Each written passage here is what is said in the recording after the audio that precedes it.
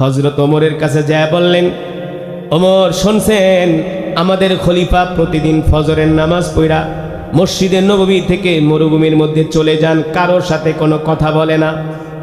হযরত ওমর বললেন, ঠিক আছে, এই বিষয়টা আমি উদ্ঘাটন করব।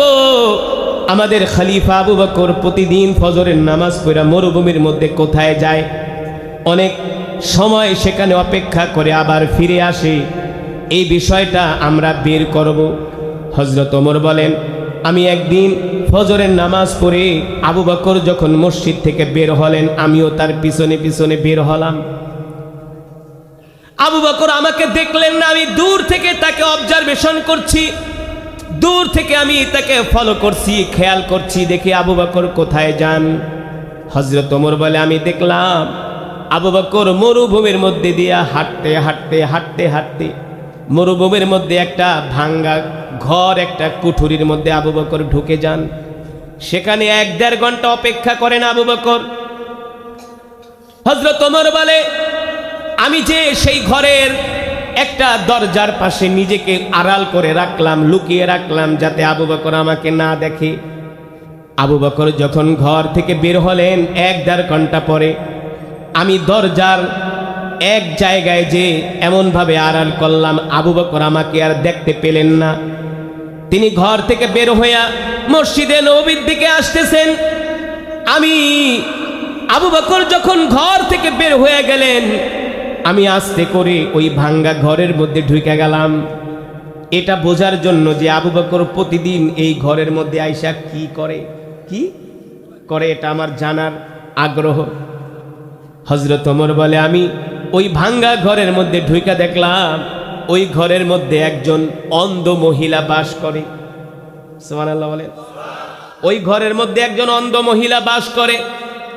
মহিলা হাঁটতে পারে না, চলতে পারে না, বয়সের ভারে মহিলা দুর্বল হয়ে গেছে, হাঁটা চলার সক্ষমতাটুকুন তার নাই, দ্বিতীয়ত সে চোখেও দেখে না। হযরত ওমর ওই মহিলাকে যা জিজ্ঞেস করলেন, ও অন্ধ মহিলা, বলো প্রতিদিন তোমার ঘরে একজন লোক আসে, সে এসে কি করে? আমি দেখি প্রতিদিন তোমার ঘরে একজন লোক আসে, ফজরের পরে এই লোক এসে তোমার ঘরে। আল্লাহর নবী মসজিদে নববীর বারান্দায় বসে আছে, বুখারীর বর্ণনায় আসছে, উট ভর্তি ভর্তি বিভিন্ন জায়গা থেকে খাবার আসতেছে, খাবার। ও যুবক, কেমন করে আল্লাহর নবী রাষ্ট্র পরিচালনা করেছিলেন, কি ছিল তাদের রাষ্ট্র পরিচালনার পদ্ধতি? আল্লাহর নবী মসজিদে নববীর বারান্দায় বসে আছেন, দূর দূরান্ত থেকে উট ভর্তি খাবার আসতেছে, খাবার স্তূপ হয়ে আছে মসজিদে নববীর বারান্দায়, শতে শতে খাবারের বস্তা। কিন্তু মদিনার প্রেসিডেন্ট বিশ্বনবীর ঘরে 3 দিন পর্যন্ত চুলায় আগুন জ্বলে না। কয়দিন? আপনারা শুনছেন, জো বাইডেন 3 দিন পর্যন্ত না খায়া ছিল, ট্রাম্প মোদি না খায়া ছিল, বাংলাদেশে যারা ইতিপূর্বে রাষ্ট্র পরিচালনা করছেন তারা অনেকদিন না খায়া ছিল, তারাও প্রেসিডেন্ট। আমার নবীও ছিলেন প্রেসিডেন্ট। 3 দিন পর্যন্ত আল্লাহর নবীর ঘরের চুলায় আগুন জ্বলে না, অথচ গুদামের মধ্যে খাবারের অভাব নাই। হযরত হাসান হুসাইন না খেয়ে আছে, হযরত আলী পর্যন্ত না খেয়ে আছে, হযরত ফাতেমা না খেয়ে আছে। ছোট হাসান হুসাইন দেখছেন নানা জানের সামনে খাবারের বস্তা, ছোট মানুষ দৌড়ায় গেছে মার কাছে, মা দেখছি নানা জান খাবারের বস্তা নিয়ে বসে আছি, আমাদের ঘরে তো 3 দিন চুলায় আগুন জ্বলে না, তুমি যে একটু নানা জানকে বলো আমাদেরকে যাতে 1 কেজি আটা দেয়, কয়েকটা রুটি যদি আমাদেরকে বানায় দাও, আমরা 2 ভাই হাসান হোসাইন খাইতাম। ছোট মানুষ 3 দিন পর্যন্ত কিছু খায় না, ক্ষুধার যন্ত্রণায় হাসান হোসাইন হাঁটতে পারে না, হাঁটা ধরলে পড়ে যায়, মাথা ঘুরিয়ে পড়ে যায়। এই অবস্থা, এত দুর্বল হয়ে গেছে, কোনো মাই পারে না, কোনো মায়ের সামনে সন্তান ক্ষুধার জন্য কষ্ট পাক, এটা পৃথিবীর কোনো মা বাবা সইতে পারে? মা বাবা সইতে পারে না।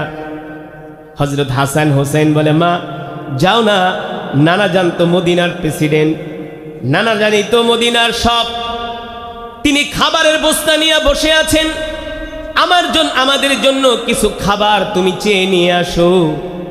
এই কথা শোনার পরে হযরত ফাতেমা বাড়ি থেকে বের হইয়া মসজিদে নববীতে আসছেন। আয়েশা আল্লাহ রসুলকে বলেন, আব্বাজান, আমি আপনার কলিজার টুকরা ফাতেমা, প্রেসিডেন্টের কন্যা। কার কন্যা? জোরে বলেন না।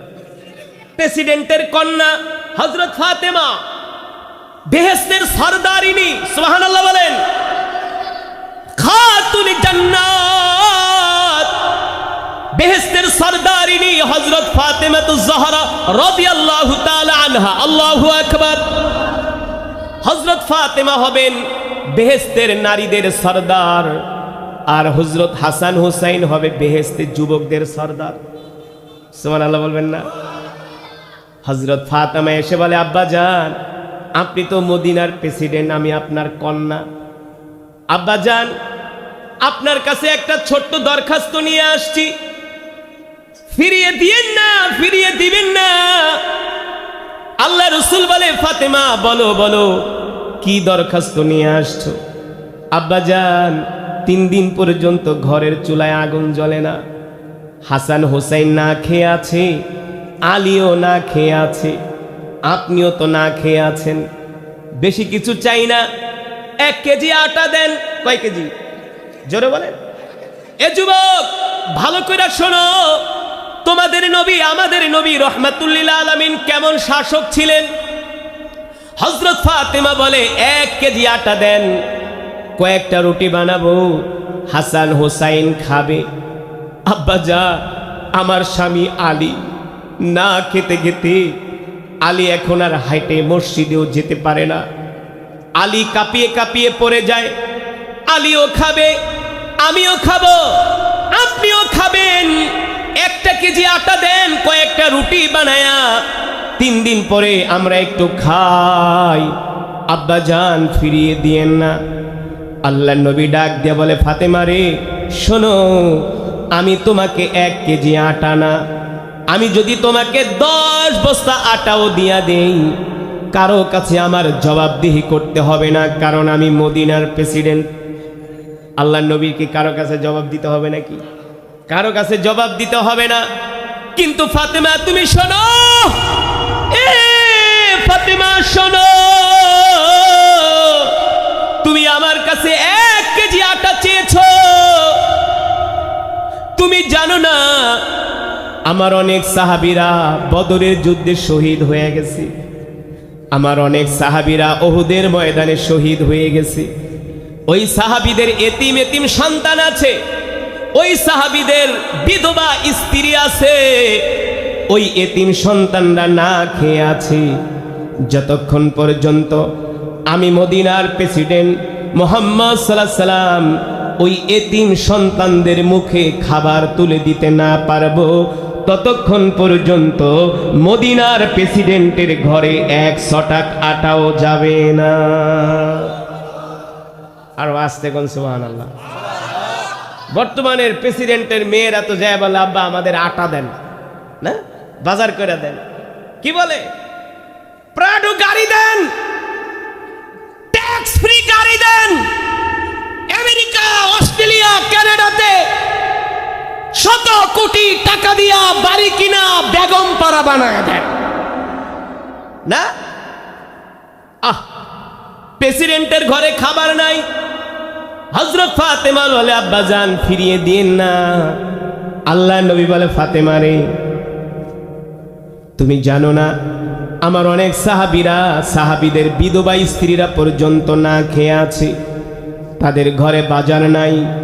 যতক্ষণ পর্যন্ত আমি ওই বিধবা স্ত্রীদের ঘরে বাজার পৌঁছে দিতে না পারবো, ততদিন পর্যন্ত নবী মুহাম্মদ সাল্লাল্লাহু আলাইহি সাল্লামের ঘরে 100 টাকা আটাও যাবে না। হযরত ফাতেমা এই কথা শুইনা একটু মন খারাপ করছি। আল্লাহ নবী ডাক দিয়ে বলে, ফাতেমা শোনো, তোমাকে কি আমি এর চেয়ে আরো ভালো জিনিস দিব নাকি? যেমন নবী তেমন তার কন্যা হযরত ফাতেমা একটা মুস্কি হাসি দিয়া বলে, আব্বাজান বলেন বলেন। বলে, শোনো, আমি তোমাকে 3টা তাসবিহ শিখায় দেই, এই 3টা তাসবিহ পড়তে পড়তে তুমি বাড়িতে চলে যাও। দুনিয়ার খাবারের চেয়ে আল্লাহ জান্নাতে তোমার জন্য উত্তম খাবারের ব্যবস্থা করবি।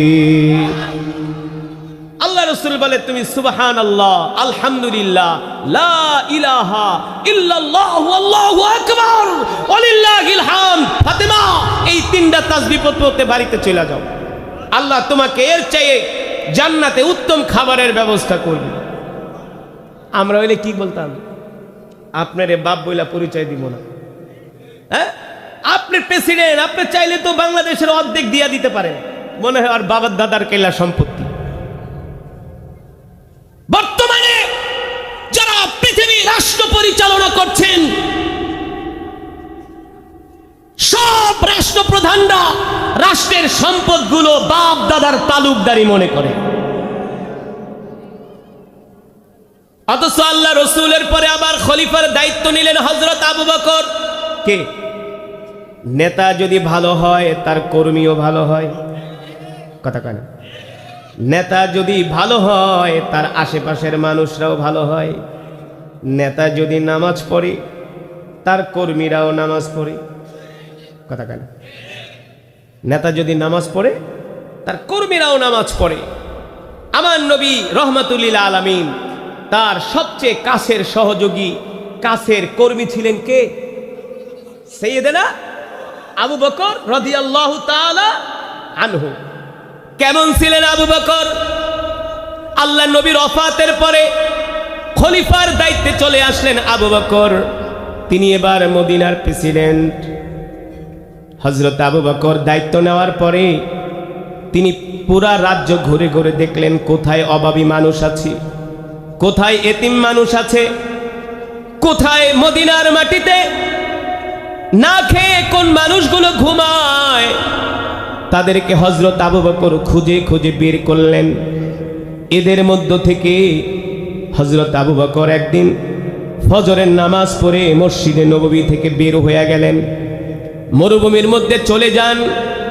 প্রতিদিন হযরত আবু বকর ফজরের নামাজ পড়ে মসজিদে নববী থেকে মরুভূমির মধ্যে চলে যান।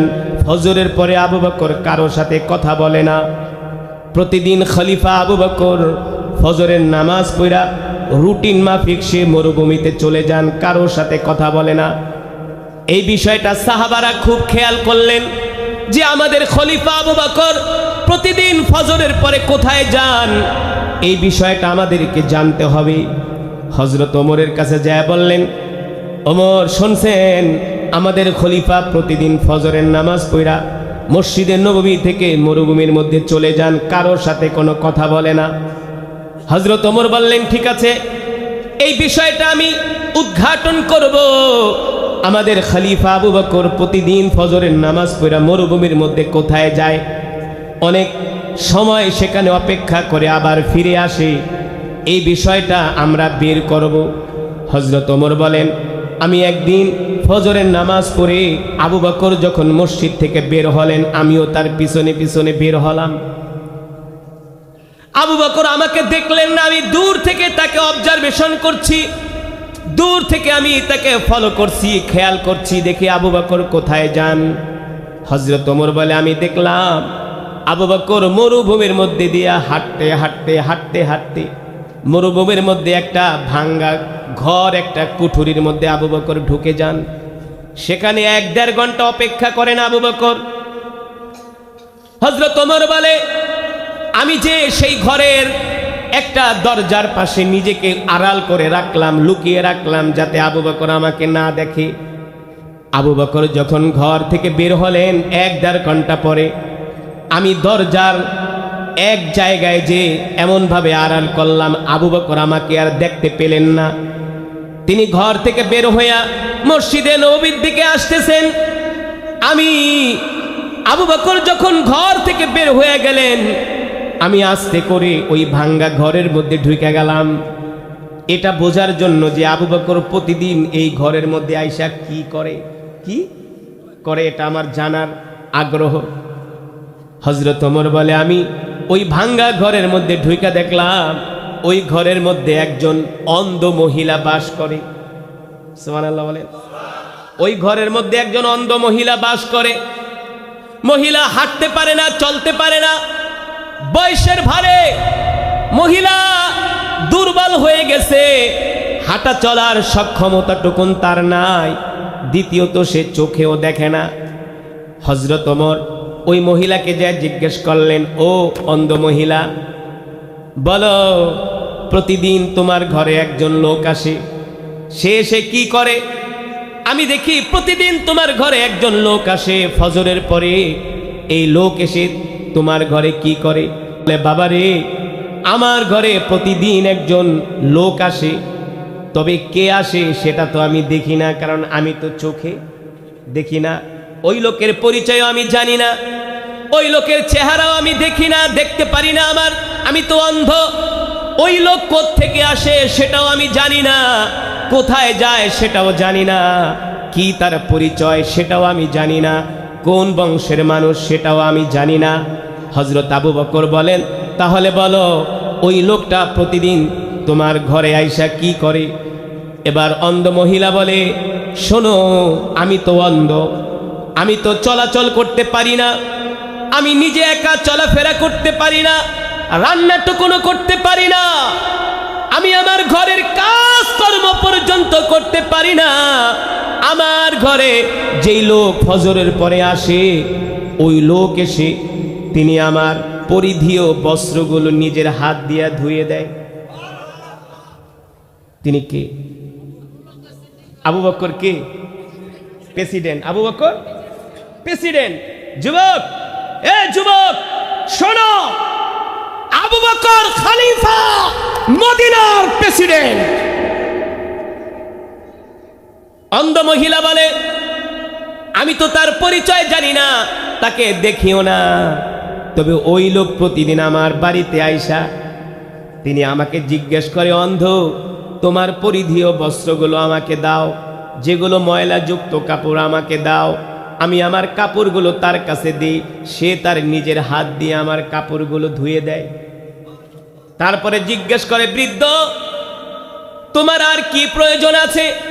আমি বলি, আমার প্রয়োজন তুমি আমার থালা বাটিগুলো ধুয়ে দাও। ওই লোক তার নিজ হাত দিয়া থালা বাটিগুলো ধুয়ে দেয়। তারপরে জিজ্ঞেস করে, অন্ধ, এবার বল আমি তোমার কি খেদমত করতে পারি? বলে, তুমি আমার ঘরটা ঝাড়ু দিয়া দাও। সুবহানাল্লাহ। তারপরে জিজ্ঞেস করে, অন্ধ, বলো তোমার আর কি কাজ বাকি আছে? অন্ধ বলে, আমি তো ক্ষুধার্ত। এই কথা শোনার পরে ওই লোক প্রতিদিন নিজের হাত দিয়া রুটি বানায়া তার নিজ হাত দিয়ে আমাকে খাওয়ায় দেয়। শুধু একদিন না, 2 দিন না, 3 দিন না, মাসের পর মাস, বছরের পর বছর। সুবহানাল্লাহ বলেন। এই কথা শোনার পরে হযরত ওমর ওই বৃদ্ধা মহিলার পাশে হাঁটু গেড়ে বসে আকাশের দিকে হাত উঠায়া হযরত ওমর আবু বকরের জন্য দোয়া করতেছে আর বলে, আল্লাহ, আপনি আবু বকরের উপরে রহম করেন। এত ভালো একজন শাসক আমাদেরকে দিয়েছেন, এত ভালো একজন খলিফা আমাদেরকে দিয়েছেন আল্লাহ, যিনি এই অন্ধকে যেভাবে খেদমত করতেছেন, আল্লাহ, মনে হয় না আবু বকরের মতো আমরা মানুষের এইভাবে সেবা করতে পারবো। সুবহানাল্লাহ। এই কথা বলার পরে হযরত ওমর বলে, বৃদ্ধ, তুমি কি জানোনি তোমার ঘরে কে আসে? বলে, আমি তো জানি না, আমি তো তার পরিচয় জানি না, তাকে দেখিও না, আমার তো চোখ নাই, আমি তো অন্ধ।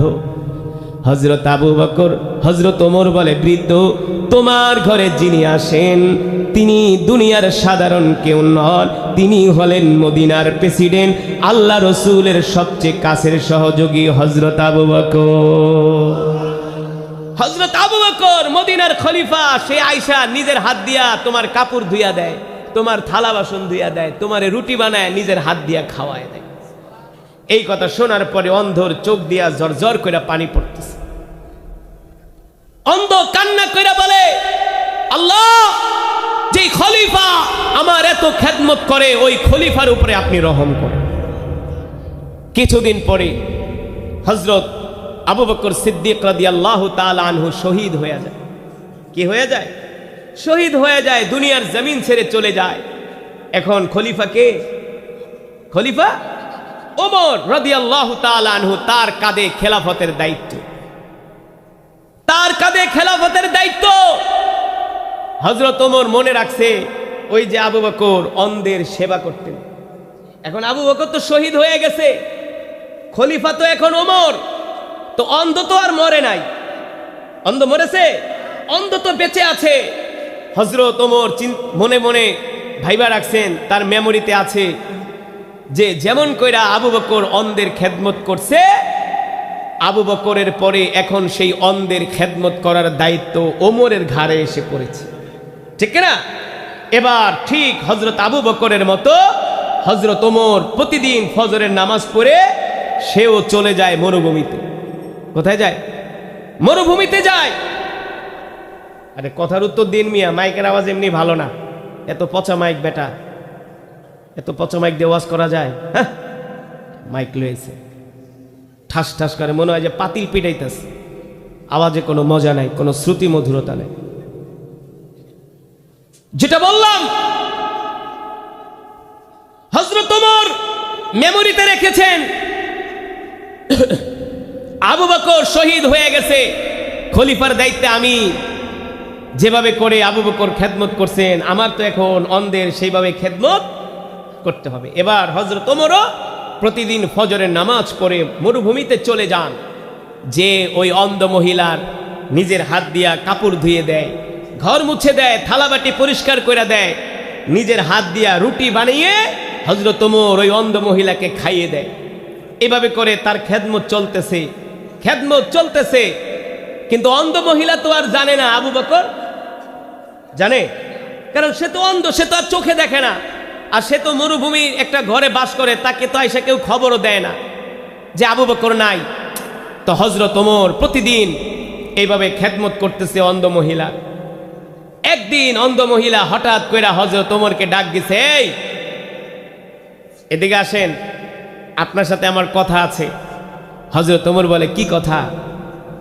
বলে, আমার মনে হয় আগে যেই ব্যক্তি আমার সেবা করতেন আপনি মনে হয় সেই ব্যক্তি না। আগে আমার যেই ব্যক্তি সেবা করতেন আপনি মনে হয় সেই ব্যক্তি না। হযরত ওমর অবাক হয়ে গেলেন। হযরত ওমর চমকে উঠলেন, চমকে তিনি বিস্ময় প্রকাশ করে বললেন, অন্ধ, আপনি তো চোখে দেখেন না, আপনি বুঝলেন কিভাবে যে আমি সেই ব্যক্তি না? অন্ধ মহিলা বলে, আমি বুঝেছি একটা কারণে। কোন কারণে? বলে, শোনেন, আগে যিনি এসে আমার খেদমত করতেন তিনি নিজের হাত দিয়া কাপড় ধুয়ে দিতেন, ঘর পরিষ্কার করে দিতেন, থালাবাটিগুলো ধুয়ে দিতেন, রুটি বানিয়ে আমাকে খাইয়ে দিতেন, আপনিও সেগুলো করছেন, কিন্তু আপনার ভিতরে একটা কমতি আছে। আপনার ভিতরে খেদমতের একটা কমতি আছে, সার্ভিসের একটা কমতি আছে। আপনি তার মতো 100% সার্ভিস দিতে পারেন নাই, 99% দিছেন, 1% বাকি আছে। হযরত ওমর বললেন, কিভাবে বুঝলেন যে আমি সেই লোক না, আমি অন্য লোক? বলে, হ্যাঁ, তার খেদমত ছিল 100%, আপনার খেদমতে আমি একটু ত্রুটি পেয়েছি। হযরত ওমর বলে, কি ত্রুটি পেয়েছেন বলেন? বলে, ত্রুটি হলো তিনি আমাকে সব কাজগুলো শুধু কইরা দিতেন না, রুটি শুধু খাওয়ায় দিতেন না, তিনি আমাকে প্রতিদিন খেজুর খাইয়ে দিতেন। আমাকে যে খেজুরটা খাওয়াতেন, তিনি সেই খেজুরের বিচিটা আলাদা করে খেজুরের গোস্তটা আমার মুখে দিয়া দিতেন, কিন্তু আপনি বিচি সহ আমার মুখে দেন। সুবহানাল্লাহ বলেন। আপনি বিচি সহ আমার মুখে খেজুর দেন, এতে করে আমি বুঝলাম আপনি আগের সেই লোক না, আপনি সেকেন্ড পারসন, ফার্স্ট পারসন না। আপনার সেবার ভিতরে একটু কেমন যেন ত্রুটি পেলাম। সে আমাকে প্রতিদিন খেজুরটা খাওয়াতেন, খেজুরটা ভেঙে বিচিটা ছাড়িয়ে আলাদা করে শুধু গোস্তটা আমার মুখে দিতেন, কারণ আমি তো অন্ধ, আমি তো খেজুর বাঁচতে পারতাম না, কিন্তু আপনি আমাকে খেজুর ঠিকই খাওয়ান, পুরা খেজুর মুখের ভিতরে দিয়া দেন। বিচি আমার বেছে খেতে হয়। এতে করে বুঝলাম আপনি সেই লোক না, আপনি অন্য লোক, আর আপনার খেদমতে একটু ত্রুটি আছে। এই কথা শোনার পরে হযরত ওমর ঝরঝর করে কান্না করে দিলেন। তার চোখ দিয়া ঝরঝর করে পানি পড়তেছে। দৌড়ায়া তিনি সাইয়েদনা আবু বকরের কবরের পাশে আইসা বলতেছে, আবু বকর, আপনি তো আবু বকর, আপনি ওই অন্ধ মহিলাকে যেইভাবে খেদমত করছেন, শুধু তার কাপড় ধুইয়া দেন নাই, ঘর ঝাড়ু দিয়া দেন নাই, রুটি বানায় শুধু খাওয়ায় দেন নাই, তিনি আমার বিরুদ্ধে অভিযোগ করলেন আপনি নাকি খেজুরের বিচি ছাড়িয়ে খেজুরের গোস্তটা তার মুখে দিয়া দিতেন, এইভাবে আপনি খেদমত করতেন। কিন্তু আমি তো বৃদ্ধার মুখে খেজুরের বিচি সহ আমি তার মুখে খেজুর দিয়ে দিয়েছি।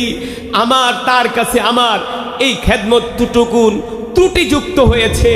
আবু বকর, আপনি তো অন্য অন্য শাসকদের কাঁধে অনেক বড় কঠিন দায়িত্ব দিয়া গেলেন। আবু বকর, আপনার মতো করে আমরা কিভাবে এই দায়িত্ব পালন করব? এই কথা বলে হযরত ওমর সাইয়েদনা আবু বকরের কবরের পাশে দাঁড়ায়া, মাকবারার পাশে দাঁড়ায়া কান্না করতেছেন আর বলেন, আল্লাহ, আপনি আবু বকরের উপরে রাজি খুশি হয়ে যান। আল্লাহু আকবার। এই হলো মুসলমানদের প্রেসিডেন্ট হযরত ওমর, হযরত আবু বকর সিদ্দিক রাদিয়াল্লাহু তাআলা। শুধু ওমরের এখানেই শেষ নয়, হযরত ওমর যখন মদিনার খলিফা, অর্ধজাহানের বাদশাহ, অর্ধজাহানের বাদশাহ, এই খলিফা নিজের মাথায় উটের আটার বস্তা নিজের মাথায় বহন করে রাত্রবেলা ঘুরা ঘুরা ক্ষুধার্তদের ঘরে আটার বস্তা পৌঁছায়া দিতেন। ঠিক কিনা বলেন? এই গল্পগুলো, সাহাবীদের এই ইতিহাসগুলো, সাহাবীরা কিভাবে রাষ্ট্র পরিচালনা করছেন, হযরত ওমর, হযরত আবু বকর, এই ঘটনাগুলো আমাদেরকে বাংলাদেশের টক শোর মধ্যে আমাদেরকে শোনানো হয় না, এগুলো নিয়ে আলোচনা করে না। তারা আলোচনা করে মহাত্মা গান্ধীর জীবনী নিয়ে, তারা আলোচনা করে নেলসন ম্যান্ডেলার জীবনী নিয়ে। তারা জানে সাইয়েদনা আবু বকর, ওমর, তারা যেইভাবে রাষ্ট্র পরিচালনা করেছেন, এগুলো যদি আলোচনা করা হয় তাহলে তাদের চুরি বাটপারি বন্ধ হয়ে যাবে, চাল চুরি, কম্বল চুরি, তেল চুরি বন্ধ হয়ে যাবে, মহাসড়কের আলকাতরা তারা বিক্রি করে খেতে পারবে না, জনগণকে রোডের বদলে বাস দিতে পারবে না। এই কারণে তারা সাহাবীদের জীবনী টকশোর মধ্যে আলোচনা করতে চায় না। আমি যে কথাগুলো বললাম, আমি আমার ব্যক্তি স্বার্থে বলছি না, কোরআন থেকে বলছি, রাসূলের জীবনী থেকে বলছি। আমরা আলেম সমাজ, কাল কিয়ামতের ময়দানে আলেমরা যদি হক কথা না বলে, তাদের জিহ্বা টেনে ফেরেশতারা জিহ্বার ভিতরে লোহার পেরেক মেরে দিবে আর বলবে, তুই আলেম ছিলি, মুরগির রান খাইছস, হক কথা কস নাই। ঠিক কিনা? এই যুবকরাই বলবে হাসরের ময়দানে, আল্লাহ, এই হুজুররা আমাদেরকে কোরআন তেলাওয়াত শুনাইছে, কিন্তু কোরআনে আপনি কি বলছেন সেগুলো আমাদেরকে বলে নাই। ঠিক করে বলেন? এই কারণে বলে গেলাম, যুবক, আল্লাহর কোরআন দিয়ে রাষ্ট্র পরিচালনা করতে হবে, সাহাবীদের আদর্শ দিয়ে রাষ্ট্র পরিচালনা করতে হবে, তাহলে দেশের মধ্যে চুরি, দুর্নীতি, খুন খারাপি, রাহাজানি থাকবে না। বর্তমানে ঢাকার শহরে যে ছিনতাই, চাঁদাবাজি বাড়ছে, ঠিক কেন বলেন? মানুষ অতিষ্ঠ। আমরা যে ওয়াজ করতে যাই, ওয়াজ করে রাত্রেবেলা আসবো, আতঙ্কে থাকি কোন সময় ডাকাইতে ধরে।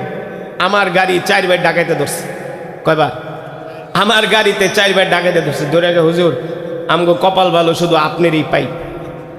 হুজুর, যা পাইছেন আমাদেরকে দিয়া দেন, আপনাকে টাকা হালাল, আপনাদের টাকা হালাল। আমার পাশে যিনি বসে আছেন, আমার শ্রদ্ধেয় মহব্বতের বড় ভাই জনি ভাই, আল্লাহ তাআলা তাকে দুনিয়াতে অনেক সম্মান দিছেন, অনেক ইজ্জত দিছেন। তিনি, তার সবচেয়ে বড় গুণ, সে কোরআনকে ভালোবাসে, আলেমদেরকে ভালোবাসে।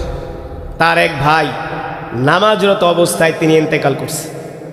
নামাজরত অবস্থায় আমি তার গ্রামের বাড়িতে কয়েকবার গিয়েছি মাহফিলে।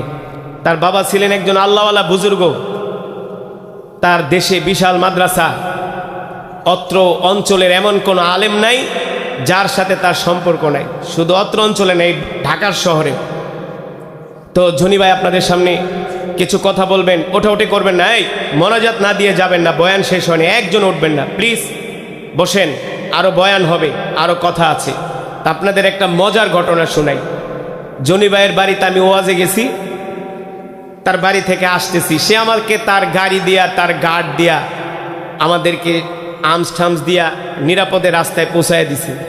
তো আইসা দেখি এক জায়গায় রাস্তার ভিতরে রশি টানানো, কয় রাত 10টার পরে এই রাস্তায় চলাচল নিষেধ। পুলিশে জিজ্ঞেস করলাম ব্যাপারটা কি, রাত 10টার পরে চলাচল নিষেধ কে? কয় হুজুর এই রাস্তায় রাত 10টার পরে ডাকাতি হয়।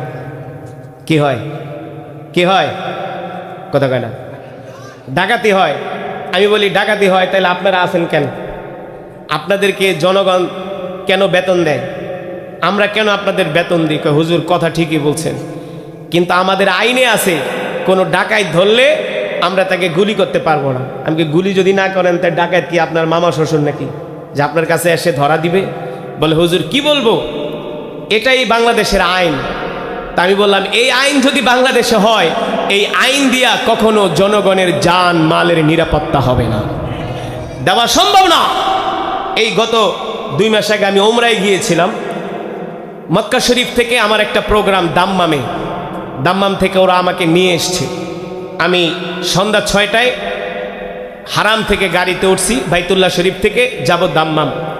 রাত 3টা বাজতেছে, গাড়ি মরুভূমির মধ্যে দিয়ে চলতেছে, 300-400 কিলোমিটার মরুভূমি, 2 সাইডে পাহাড় আর শুধু রাস্তা, একটা মানুষও নাই, একটা প্রাণীও নাই, একটা লাইটের আলোও নাই, শুধু যেই গাড়িগুলো আসে এই গাড়িগুলোর আলো।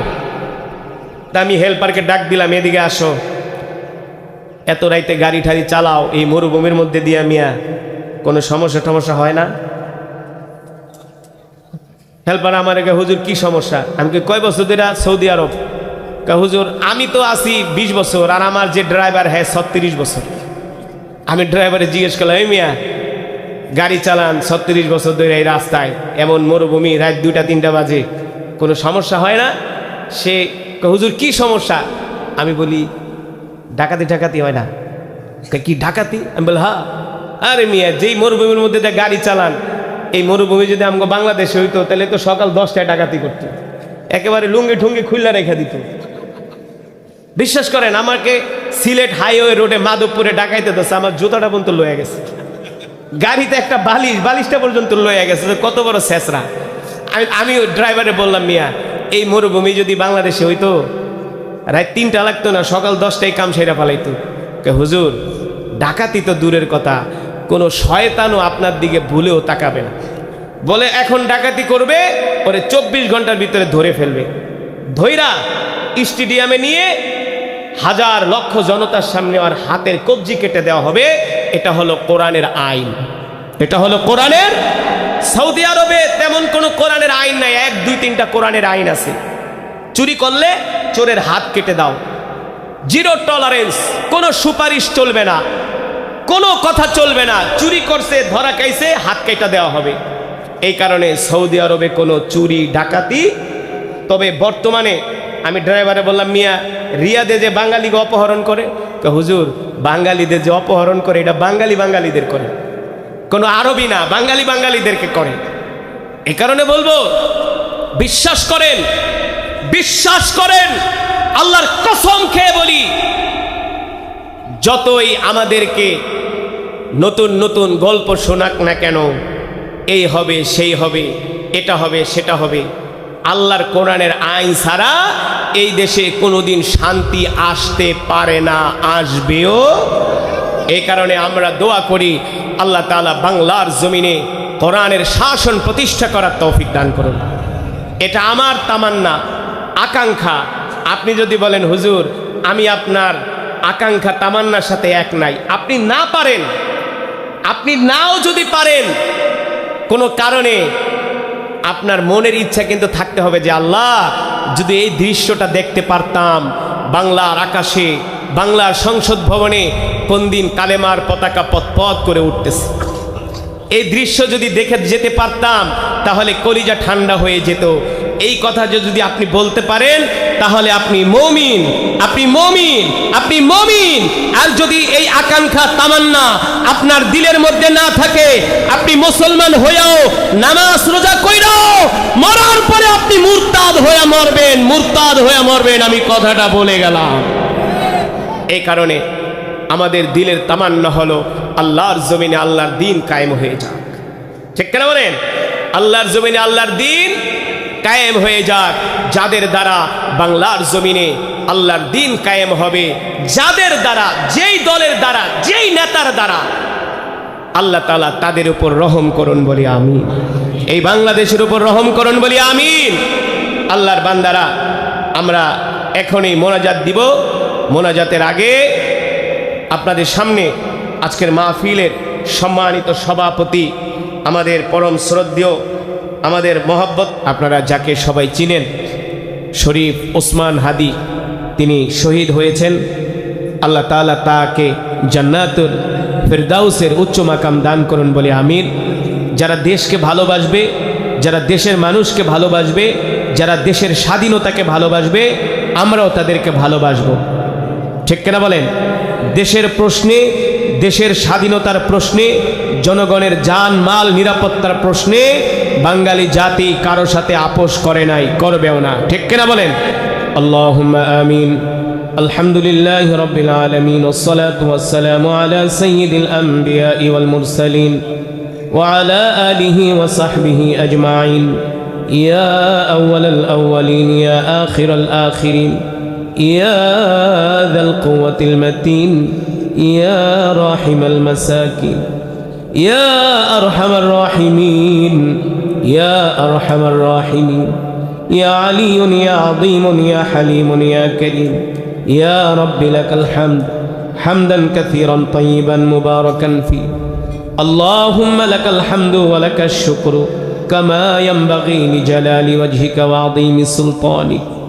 আয় রব্বুল আলামিন, সারা পৃথিবীর মালিক, একচ্ছত্র ক্ষমতার মালিক, বিশাল এই সাম্রাজ্যের মালিক আল্লাহ, আমরা নাফরমান, আপনি রহমান। মেহেরবানি করে আল্লাহ আজকের এই মাহফিলকে কবুল আর মঞ্জুর করে নেন। আল্লাহ তাআলা এই মাহফিলের সওয়াব কোটি কোটি গুণ বাড়িয়ে পেয়ারা নবীজির রওজায়ে আতহারে পৌঁছে দেন। পেয়ারা নবীজির পরিবার পরিজন, আহলে বাইতদের আর রাহবাকার হাদিয়া পৌঁছে দেন। মেহেরবানি করে আল্লাহ বদরিন সাহাবী, উহুদের সাহাবী, খন্দকের সাহাবী, সমস্ত সাহাবা আজমাইনদের আর রাহবাকার হাদিয়া পৌঁছে দেন। জান্নাতুল মুআল্লা, জান্নাতুল বাকিতে যারা শুয়ে আছেন সকলের আর রাহবাকার হাদিয়া পৌঁছে দেন। বাবা আদম থেকে শুরু করে আজ পর্যন্ত যত মুমিন মুমিনাত, মুসলিম মুসলিমা যারা অন্ধকার কবরে মাটির নিচে শুয়ে আছেন সকলের কবরে আজ সওয়াব পৌঁছে দেন। আল্লাহ তাআলা মেহেরবানি করে আমাদের জনম দুঃখিনী আব্বা জান আম্মা জানের কবরে আযাব মাফ করে দেন। আব্বা আম্মার কবরকে জান্নাতের বাগান বানায় দেন। দাদা দাদি, নানা নানি, আত্মীয় স্বজন, পাড়া প্রতিবেশীকে আল্লাহ তাআলা মাফ করে দেন। মেহেরবানি করে আল্লাহ যে মাদ্রাসার উদ্যোগে মাহফিল, এই মাদ্রাসাকে কিয়ামত পর্যন্ত কবুল করে নেন। আল্লাহ তাআলা মাদ্রাসার সম্মানিত সভাপতি, সেক্রেটারি, কোষাধ্যক্ষ, সদস্যবৃন্দদেরকে আল্লাহ কবুল করে নেন। অত্র এলাকাবাসীকে কবুল করে নেন। আল্লাহ তাআলা আজকের মাহফিলের প্রধান অতিথি, মাহফিলের সভাপতি, বিশেষ অতিথি, আমন্ত্রিত অতিথি, আমার সামনে বসা আমার কলিজার টুকরা যুবক বন্ধুরা, বৃদ্ধ বাবারা, আমার পিছনে স্টেজে মঞ্চে আল্লাহ আপনার যত বান্দারা বসে আছেন, মেহেরবানি করে আপনি আমাদের তামাম জিন্দেগির গুনাহগুলো মাফ করে দেন। আল্লাহ তাআলা জীবনে অনেক গুনাহ করছি, আল্লাহ আমাদের সব গুনাহগুলোকে মাফ করে দেন। আল্লাহ তাআলা জাহান্নামের আগুন আমাদের জন্য হারাম করে দেন। একটা জান্নাতুল ফেরদাউস আমাদের জন্য ওয়াজিব করে দেন। আল্লাহ তাআলা মেহেরবানি করে মালিক, আপনি তো জানেন আপনার বান্দারা কি উদ্দেশ্যে হাত উঠিয়েছে, সকলের মনের নেক আশাগুলো পূর্ণ করে দেন। আল্লাহ তাআলা অত্র এলাকার প্রতিটা ঘরের মধ্যে রহমত বরকত নাজিল করে দেন। আল্লাহ তাআলা আপনি আমাদের দেশের উপর রহমত নাজিল করে দেন। আল্লাহ তাআলা আমাদের দেশের উপরে খাস রহমত নাজিল করেন। আমাদের দেশ থেকে মারামারি, কাটাকাটি, হানাহানি, হিংসা, বিদ্বেষ দূর করে দেন। আল্লাহ তাআলা পরস্পরের ভিতরে আমাদের শান্তি, ভালোবাসা, শৃঙ্খলা আল্লাহ বৃদ্ধি করে দেন। মেহেরবানি করে মালিক আমাদের এই প্রিয় মাতৃভূমি জন্মভূমির উপরে রহম করেন। আল্লাহ জালেমের জুলুম, শত্রুদমি থেকে আমাদের দেশ, আমাদের জনগণকে হেফাজত করে। আল্লাহ তাআলা বাংলার জমিনে কোরআনের রাজ কায়েম করার তৌফিক দিয়ে দেন। কোরআনের রাজ কায়েম করার জন্য আল্লাহ আমাদের জান মাল, আমাদের সময়, আমাদের রক্তকে কবুল করে নেন। আল্লাহ তাআলা মেহেরবানি করে মালিক আমাদের এক ভাই আল্লাহ তাআলা যিনি বাংলাদেশকে ভালোবাসতেন, আল্লাহ তাআলা রাজপথে দেশের জন্য আল্লাহ সদা সর্বদা সোচ্চার থাকতেন। শরীফ উসমানবাদী, শরীফ উসমান হাদি ভাইকে, তার কবরকে আল্লাহ জান্নাতের বাগান বানায় দেন। আল্লাহ তার গুনাহগুলো মাফ করে দেন। শরীফ উসমান হাদির মতো আল্লাহ বাংলার প্রতিটা ঘরে ঘরে হাদির মতো সন্তান আল্লাহ কবুল করে নেন।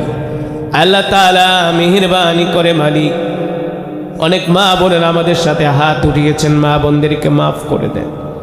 আল্লাহ তাআলা আজকের এই মাহফিলে প্রধান অতিথি, সভাপতি, সেক্রেটারি, আমন্ত্রিত অতিথি, আপনার পেয়ারা বান্দারা যারা আপনার হাবিবের ঘরে দান করছে, সকলের দানকে কবুল করে নেন। আল্লাহ তাআলা সকলের দানকে কবুল করে নেন। আপনার হাবিবের ঘরের খাদেম হওয়ার তৌফিক দিয়ে দেন। মালিক গো, আপনার কাছে ফরিয়াদ, মৃত্যু তো দিবেন, এই মৃত্যুটা আমাদেরকে জিহাদের ময়দানে দিন, মদিনার মাটিতে মৃত্যু দিন, রমাদান মাসে রোজা অবস্থায়, শুক্রবারে জুমার দিনে মৃত্যু দিন, কোরআন তেলাওয়াত অবস্থায় মৃত্যু দিন। আল্লাহ তাআলা সিজদা অবস্থায় মৃত্যু দিন। নাফরমান বেঈমান বানায়া কবরে ডাক দিয়েন না, জান্নাতি বানায়া কবরে ডাক দিয়ে, জান্নাতি বানায়া কবরে ডাক দিয়ে। আল্লাহ তাআলা আমাদের মধ্য থেকে আমরা যারা অসুস্থ, সুস্থতা দান করে দেয়, পরিপূর্ণ শেফায়ে আজেলা কামেলা দায়মা নসিব করে দেয়। আল্লাহ তাআলা আপনি আমাদের ব্যবসা বাণিজ্যের ভিতরে বরকত দিয়া দেন, চাকরির ভিতরে প্রমোশন দিয়া দেন। আল্লাহ তাআলা আমার প্রতিটা যুবক ভাইদের জন্য আল্লাহ আপনি হালাল রিজিকের ব্যবস্থা করে দেন। যেই যুবক ভাইদের চাকরি নাই, চাকরির ব্যবস্থা করে দেন।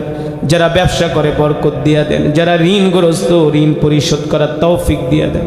বাংলার প্রত্যেকটা যুবককে আল্লাহ দ্বীনের জন্য, ইসলামের সৈনিক হিসাবে কবুল করে নেন। রব্বানা আতিনা ফিদ দুনিয়া হাসানা ওয়া ফিল আখিরাতি হাসানাতাও ওয়া কিনা আযাবান নার। সুবহানা রাব্বিকা রাব্বিল ইজ্জাতি আম্মা ইয়াসিফুন ওয়া সালামুন আলাল মুরসালিন ওয়ালহামদুলিল্লাহি রাব্বিল আলামিন।